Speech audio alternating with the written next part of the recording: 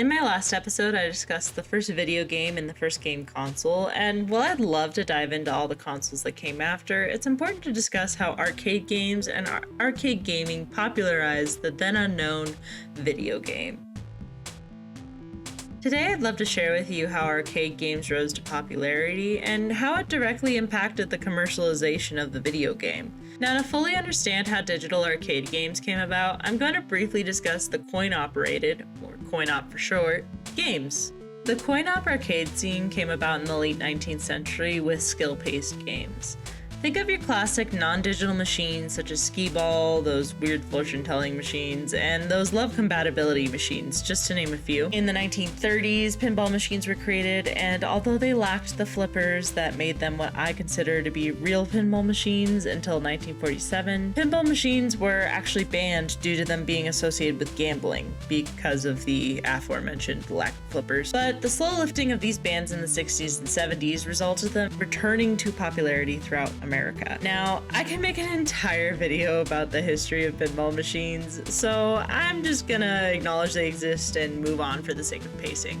The alternatives to pinball were known as electro-mechanical games, and these gained immense popularity in the 60s, and frankly, they were pretty cool. The game that gained the most popularity of the time was called Periscope, and it was both a submarine simulator and a light gun shooter game. The player had to look through a periscope to direct and fire their torpedoes, and while it was originally released by Nakamura Manufacturing Co. in Japan under Torpedo Launcher, the import name was listed as Periscope. Once imported, it was released in the US by the recently founded Sega Corporation, and of course we'll get to them later when we start talking about more video games.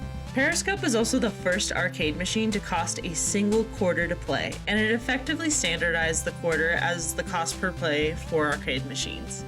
Unfortunately, this and a plethora of other electromechanical games would later be phased out by video arcade games. Now, inspired by Space War, which we talked about in my last video, the future founders of Atari, Mr. Nolan Bushnell and Mr. Ted Dabney, created the first commercial arcade video game. Their game was called Computer Space, and Bushnell and Dabney developed the game through Syzygy Engineering, which was a pre-Atari company. The name change was a good choice. Computer Space released under one of the first arcade companies called Nutting Associates. And yes, I know it was the founder's last name, but Nutting Associates, really guys? Computer Space featured a player-controlled rocket, which was used to fight two computer-controlled flying saucers in a missile battle. The goal of the game was simply to get more hits on the enemy UFOs than they were able to land on you, and if you succeeded, you'd be rewarded with a free play. Now, Computer Space was housed in a custom-designed fiberglass cabinet, and when looking at it, you can really tell that it embodies that retro futurism look that, honestly, I love. It's such a great look. It's so cheesy and awful, but I love it, and I can't explain to you why. So the Computer Space design actually doesn't use a microprocessor. Instead, it uses a whole bunch of 7400 series integrated circuits in a state machine, and the monochromatic graphic elements are all held in diode arrays. Now, basically what this means is the rocket for Computer Space could rotate in 16 directions with only 4 arrays, as opposed to Space War, which had to refresh the entire screen for any change to the elements. This also allowed for elements to be moved independently of others, and the ships themselves were drawn on the screen as a pattern of dots rather than connected lines. And this kind of creates that classic pixel 8-bit art style that we later see really popularized. Unfortunately, because this was all custom cabinetry, the total cost of the prototype unit was around 20,000 USD, which is equivalent to about $134,000 today. And this frankly just meant that the cabinet was still really expensive and resulted in not really gaining that much profit when it would later launch. Now, the initial production was about 1,500 units, and they were hoping that it would be a hit and they could sell around 2,000 to 10,000 units instead. But by spring of '72, they had barely sold over 1,000 units, and it would only max out at about 1,500 units in total. Fortunately, Bushnell and Dabney would have a second arcade game that publishes in 1972, being probably the most well-known game known to man, honestly, and that's Pong. Now, I briefly mentioned that Pong was kind of a ripoff of tennis, which was released on the Magnavox Odyssey, and frankly, this is pretty much confirmed by their programmer for Pong, Alan Alcorn. It's rumored that Bushnell had concerns that Alcorn wouldn't be qualified to make games, which is a little ironic considering at the time really no one was qualified to make games. But Alcorn's background was pretty much just in electrical engineering and computer science, and Bushnell wanted to give him a simple game to create just to give him a warm-up exercise of sorts. Now, Bushnell claims that he played a version of Pong or tennis on a PDP-1 computer back in the 60s while he was in college, but Alcorn's fairly certain that it was Bushnell's viewing of Magnavox Odyssey's table tennis that actually prompted him to assign the project. Now, when it came to actually designing Pong, inspired by those Electro-Mechanical games that we talked about earlier, Alcorn actually took a black and white TV set and placed it in a wooden cabinet. Now that they've been fully fledged out as Atari, Bushnell, Alcorn, and Dabney decide to place the Pong prototype next to the pinball machines in a tavern called Andy Cap's Tavern. And saying that really fast sounds a little offensive. The game was fairly well received in the bar, and popularity just continued to grow over the next couple of weeks. In fact, the prototype was so popular that the coin mechanism that was used to allow people to play the game with a quarter was actually overflowing with quarters and had broken.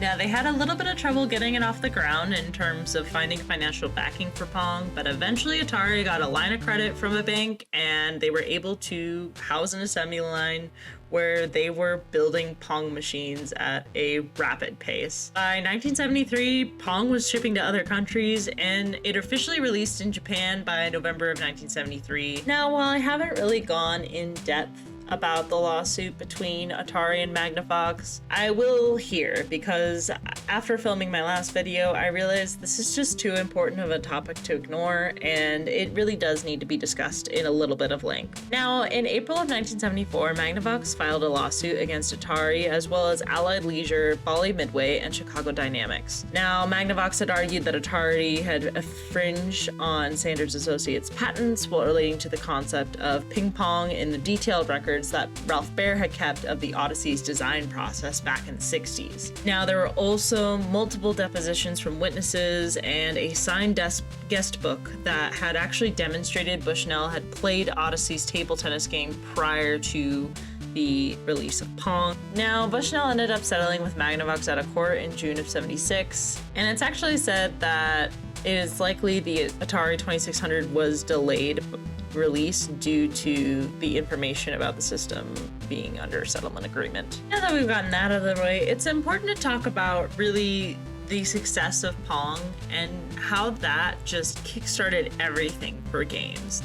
Because it really didn't just kickstart the home console popularity, because the idea of like having video games in your own home was really, really popular at the time.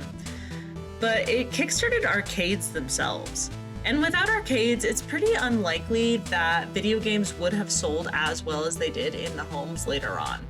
And with Pong's success, numerous other coin-operated manufacturers who at the time were just making electromechanical games and pinball machines ended up moving over to making video games, trying to copy games that Atari had already made, and frankly, a whole bunch of clones came out, which I find really ironic considering the fact that Pong itself is just a clone of the Magnavox game. This is what happens when you don't patent, folks. So pretty much instead of seeking legal action, Atari decided to just simply start devising new games. And with the introduction of microprocessor technology, arcade games just started getting even more and more immersive and technologically advanced. In fact, one of the most notable games to discuss from this time period is the 1976 video game Death Race. It's all harmless fun, says the Californian who devised Death Race. In Los Angeles, Paul Jacobs. Death Race really is fantasy and nothing more than that. And we don't try to depict anything that really happens in real life. Well, first of all, just a new twist into the game. We took the cabinet, painted it black, and tried to project skeletons or gremlins running across a graveyard. And what happened now is when you drove your automobile, you ran into a skeleton. He emitted somewhat of a shriek, turned into a grave marker. And that's how we changed the game, and the sales went up quite a bit. Now, this is, at least from what my research has told me, the first truly controversial game of the era. Now, we did have some issues back in the 40s and 50s with pinball machines, but Death Race really was that first dose of moral panic around video games. And this is due to the fact that Death Race, frankly, is all about killing humanoid figures. Your local pinball parlor. It provides an endless variety of methods for a little synthetic killing. In the game, there can be 1 or 2 players, and each one controls an on-screen car with a steering wheel and an acceleration pedal. The object of the game is just to run over as many gremlins as you can and get as many points as you can. And you can be competing either with the computer or with the friend you're playing with. Now, the moral issues that run into this is as the player hits the gremlins, they will scream or squeal and then get replaced by these on-screen tombstones. And given the audio capabilities of the time, frankly, these screams were nothing like the grotesque screaming you would hear in a modern day violent video game. They were just kind of like these almost statically little groans. Not to mention that the cabinet itself only had black and white graphics, so it's not like you're seeing fake blood or cartoon blood in any way. In fact, Death Race, for all of its, controversies, was actually featured on 60 Minutes as part of this sort of moral panic, and a lot of parents and news reporters were concerned about the game's violent content and the effects it had on the children playing it, which frankly sounds really familiar compared to the articles you see today around video games and violence. All right, it's not a Volkswagen, it's not a Christmas tree. Right? It's a human being. Is it harmful? To the extent that it again sanctions practice, training, learning how to hurt, kill other people, it sets the stage for when people are instigated to aggression to use those skills that they have. If you drive LA traffic, and I'm a deliverer myself, you get tired of pedestrians. And these little things, kind of remind me of pedestrians. Spooks. You're just supposed to run over the spooks and make the tombstones. They got little people running around. The object of the game is to run them over. I mean, that's a little sick, but it's fun. These are not pedestrians, these are gremlins. It's kind of like hitting people, but kind of not. Gremlins, because they're not real. I wouldn't want to run over anybody. They're just little ghosts, I don't know. Just little people running around. Whether or not those running, dodging robots are meant to represent people, it is agreed that they are turned into tombstones, and they do shriek when the hard-driving operator scores a bullseye. Got him. What's really ironic about all of this, though, is many of the people at Exidy, which were the developers and publishers of Death Race, actually noticed that the sales of Death Race skyrocketed after this big, national news story came out about how violent and terrible this game was. Of course, with the excitement around video games, the video game arcades started popping up. Especially with the boom of shopping malls in the US, arcade games could be found pretty much anywhere that there was a shopping mall, if not being their own private buildings. Now, the most popular arcade of the 80s, known as Twin Galaxies, had its home in Ottumwa, Iowa, and actually became known for tracking the high scores of these arcade games. Of course, a lot of arcade games come in with a pre-built high score tracking system, but Twin Galaxies really made themselves known for tracking the high scores of all the top video games. And in fact, they were part of the formation of video game tournaments. And back in the 80s, this was pretty much the equivalent to modern day esports. So without arcade machines, a lot of the culture that we have around gaming definitely wouldn't be around today. I want to thank you for watching another episode of Easy Gaming History. I try my best not to go crazy in depth, as I'm just trying to give you a bit of a brief overview to how video games came to be today. But I really appreciate that you took the time to watch this video. If you want to see more episodes of Easy Gaming History, or simply think you'd like the content I create, I'd really appreciate it if you went ahead and subscribed. I try my best to post every Monday, and with the passion that I have for gaming history, I would like to make more in-depth videos in the future, and seeing some support on these Easy Gaming History videos really helps me stay motivated to make those much more in-depth videos. I think that's it for me today. I'm Purple Sark, and I'm signing off. Bye!